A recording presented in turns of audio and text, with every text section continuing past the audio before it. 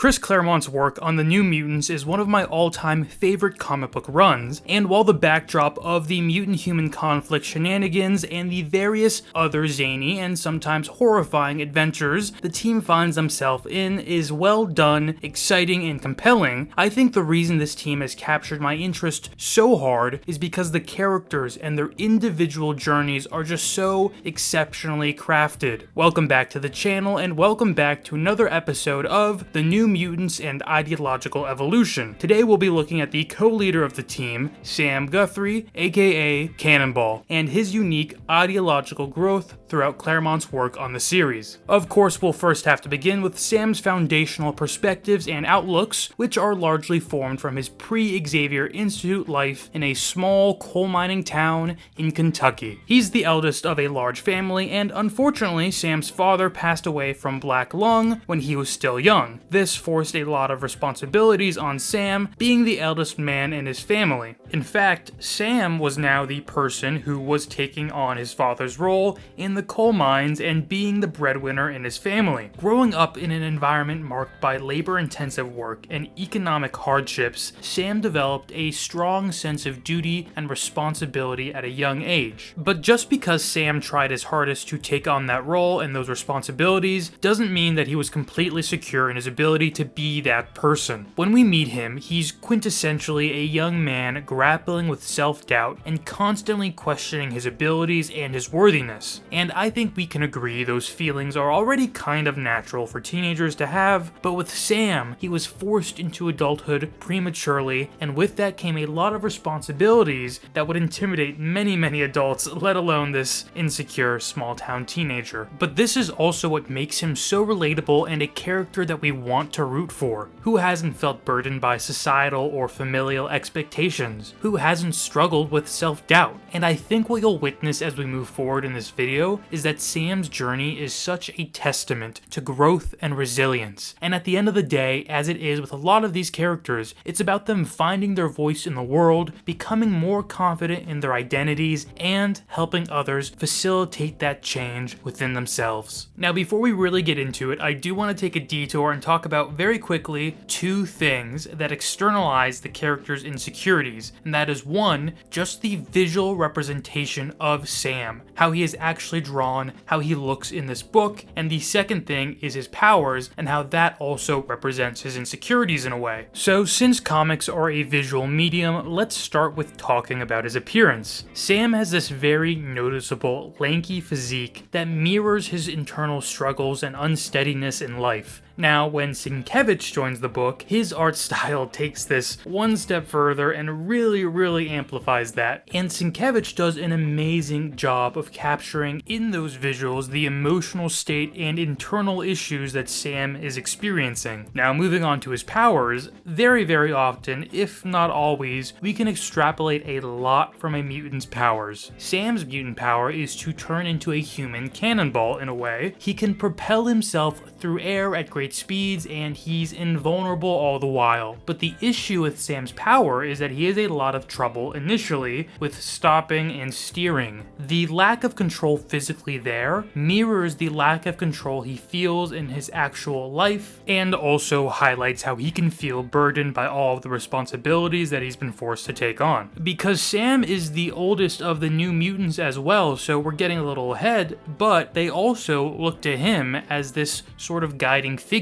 Now, Sam's power is an easy metaphor to spot though, because as Sam gets a stronger footing throughout the series on his leadership abilities and his confidence, he also gains better control of his powers. So his journey with his powers parallels his journey with his self-assuredness. Now let's actually talk about his first appearance in Marvel graphic novel number 4. So far, I think we can all say that I've painted Sam in a positive light. He seems like a pretty stand-up guy, but this is where the plot twist comes in. In his first appearance, during the character vignettes, we learn a lot about Sam. I mentioned how, with his father gone, Sam has taken his place working in the mines. Well, really only for one day, and that's because on his first day, there is a cave-in in the mines, and that's where Sam's powers manifest while he's trying to save the life of his father's best friend. We don't explicitly see what happens after that, but we can safely assume Sam was no longer able to work at the mine after that outburst, especially considering the fact that he can't control those pretty destructive powers. So how does he end up remaining his family's breadwinner? Well, if you're familiar with the New Mutants, you know that they all first come together to stop Donald Pierce, who's basically a rogue member of the Hellfire group, and he's trying to stage a coup, which it's not super relevant to anything else, but Sam wasn't on the side of the New Mutants during this conflict. He'd actually been hired by Donald Pierce to fight against them. We do learn that Sam was misled by Donald Pierce and was fooled into thinking that the New Mutants were the bad guys. And as we read through the issue, we might think that's kind of stupid for Sam to believe because,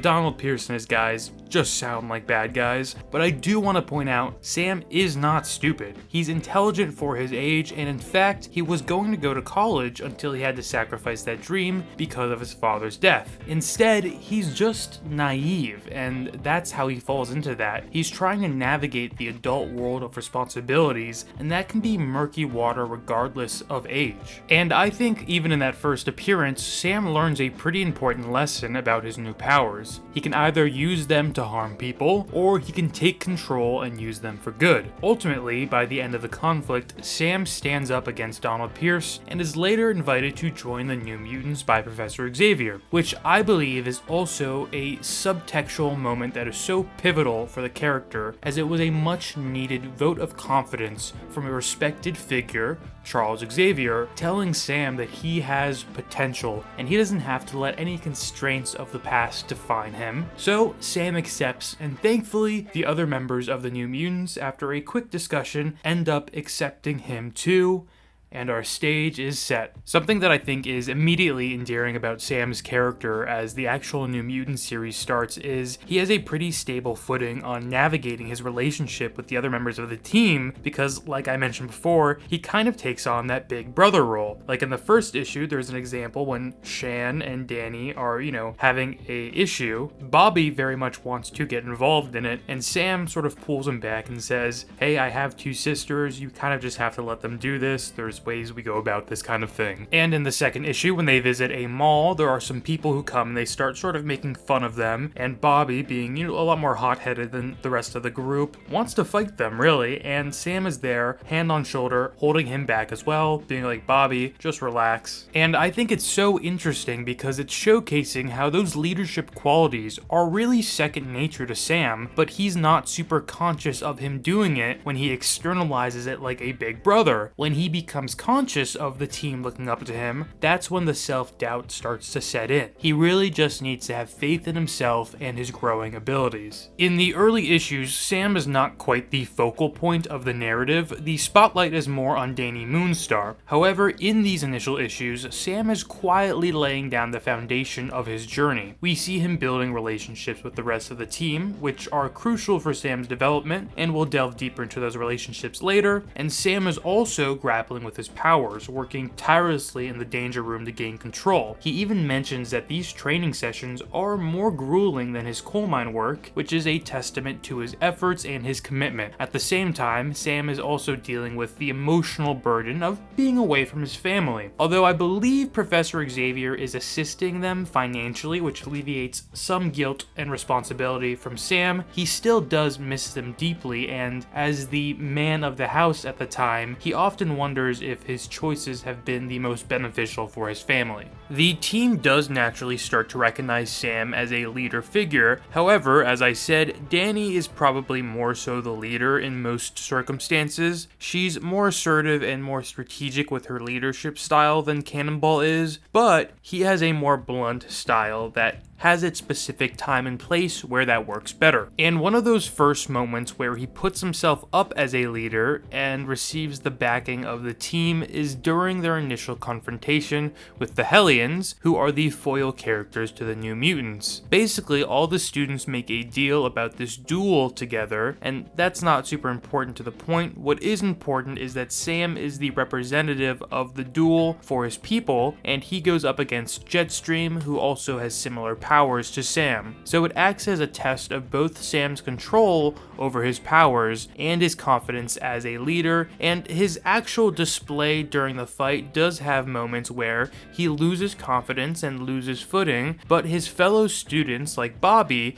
encourage and reinforce him, and he ends up succeeding. After that, the next big leadership moment for him is one where he can no longer rely on Danny as a life jacket. He can't lean on her strategic skill set, and that's because it's the Demon Bear storyline where Danny is critically injured in the hospital and taking on this psychic assault. To the point about Danny having better strategizing skills than Sam, I do want to mention that doesn't mean Sam shouldn't have more confidence in his own abilities there. In fact, he's the one who pieces together what happened to Danny with the Demon Bear, and he mobilizes the team quickly and intelligently throughout the story, and he also knows where to defer leadership when he needs to, specifically with magic in this storyline. But that's an important aspect of a leader too, that Sam has demonstrated here, and I think the fact that they were able to resolve the Demon Bear issues without direct input from Danny did help reinforce Sam's own leadership abilities in himself further. Now I'd like to take a brief interlude to talk about Sam's relationships with the group. First, let's talk about Bobby, aka Sunspot. These are two best friends who contrast each other really interestingly, in many ways really, because Bobby is someone who comes from extreme wealth, and Sam is someone who comes from, a lower class rural coal mining town, as we've established. They also each really respect something in the other that they perceive to be lacking within themselves. For Bobby, he looks up to Sam's dedication, work ethic, and innate leadership abilities, and Sam admired the confidence that Bobby always carried himself with. And I think it's very clear during this run that these two rub off on each other for the best. It's such a good relationship. I mean, they tease each other, they're competitive but in a friendly way, and throughout all that, they support each other through whatever emotional crisis or physical crisis as it presents itself. Moving on to Danny Moonstar, this relationship was originally a bit more complex, and that's largely because Sam and Danny have very differing leadership styles, and they were both looked to as leaders. However, as I alluded to, they both really end up appreciating the other's strengths, and that goes on to make them more effective co-leaders in the future. In contrast to Danny, Rain and Sam's relationship was pretty deep immediately, and that's likely because their initial foundations are the most similar of anyone in the group. They shared very similar worldviews on things like morality, work ethic, and humility. More than any other character, because of this, Sam really becomes that big brother figure for Rain. And the last one I'd like to call attention to is Magic, because I think the nuances of their relationship often gets left unsaid. Magic's connection to Limbo and the dark arts makes a few of the more traditional or religious characters a bit uneasy, and Sam is initially one of them. Though he's mature and open-minded enough to give her a chance, eventually, Sam really sees the good in Magic, and because they respect each other so much, he kind of becomes a moral anchor for her as she becomes someone who opens up Sam's perspective to realize that not all conflicts are black and white, and that there's further complexities in the world. After the Demon Bear story, we see a lot of moments where Sam becomes more assertive or assured in his actions and steps up as a leader in tense times. This doesn't mean he's not without his self-doubt suddenly though. Throughout the book, he second guesses his decisions a lot and takes on the burden for the whole team often. He reminds me of Cyclops in a way with how he becomes so reflective about his leadership abilities and decisions. Okay, so I want to talk about issue 42 of the New Mutants, which is a Sam-focused issue, but before we get there, we have to talk about Lila Chaney because she is Sam's girlfriend. He's in a relationship with her at this time, and that starts in New Mutants Annual number 1. Lila is essentially a interstellar rock star and thief who wants to steal the planet Earth and sell it, and the New Mutants end up stopping all that, but the details of that are not super important. What is important to know right now is that with Lila, this was another relationship that there was a stark contrast in the characters. Her sort of reckless and adventurous nature was a counterbalance to Cannonball's more grounded and responsible nature. It's a relationship that pushes the character out of his comfort zone. It's the country lifestyle meets the rock star lifestyle. So issue 42 of the New Mutants is about Sam Guthrie visiting home, returning to his mother and the rest of his family, and introducing them to his girlfriend, Lila, but he's very stressed out by it because he does not imagine that his mother would be too pleased with the kind of woman that Lila is. And while this issue has a lot to do with Lila Cheney, it is really about family responsibility, since responsibility plays such a pivotal role in all aspects of Sam's life. As we've established, he's the oldest son of the Guthrie family, and he's also now got his family obligations that he's always had, and he has duties with the New Mutants as well. So my interpretation is that Lila's presence here has to do with the interpretation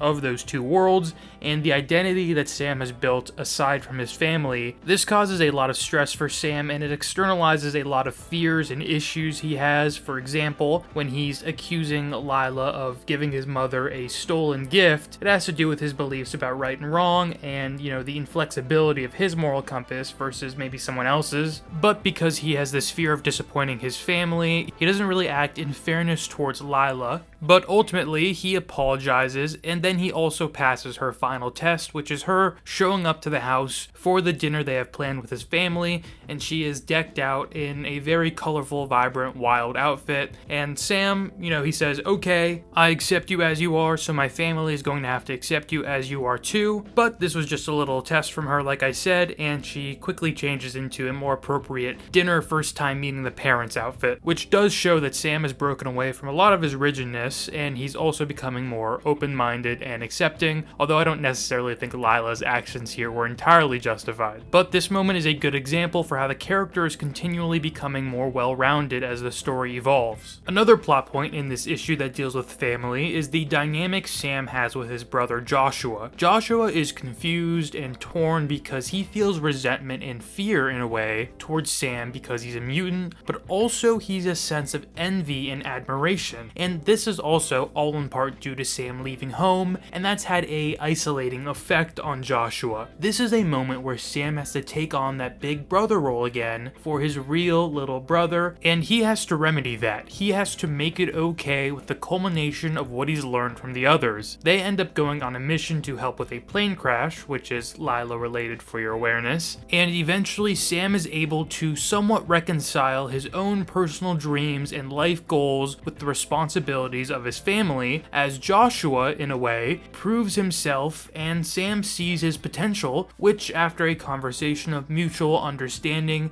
aids to alleviate some of Sam's guilt about leaving home and alleviates some of Joshua's sense of abandonment. This issue showcased how Sam has embraced change and embraced his own abilities and confidence even further. But before we can conclude, I do want to point out that Sam is, again, by no means perfect with any of this. He still holds some regressive viewpoints that are ideologically shaky, like when he talks about the burden and pain of what he's felt in his life and says he wants to cry, but that he won't because it's not proper for a man to do that. Sam, for your own psychological wellness, it's okay to have that cry, it's not that big a deal. I also have to point out a very poorly written moment, in my opinion, where they're getting ready to fight Warlock's father, and Dani mentions how she's a Cheyenne, and she comes from a flock of people who are proud and have never backed away from fights. And Sam relates that to the Confederacy and evokes a similar proudness. Sam seemingly still has a lot to learn about indigenous genocide if he's at all making a comparison between the two. But this moment is also just an abrupt thing that kind of happens and is, like I said, in my opinion, a complete mark miss from Claremont, especially considering it comes after all these issues that have been having these conversations and revelations about mutant marginalization. One more thing I want to address before we actually conclude this video is a subtle character moment that I found very interesting, and that is that when Professor Xavier leaves Magneto in charge of the school, Sam is one of the initial mutants who stands up for Magneto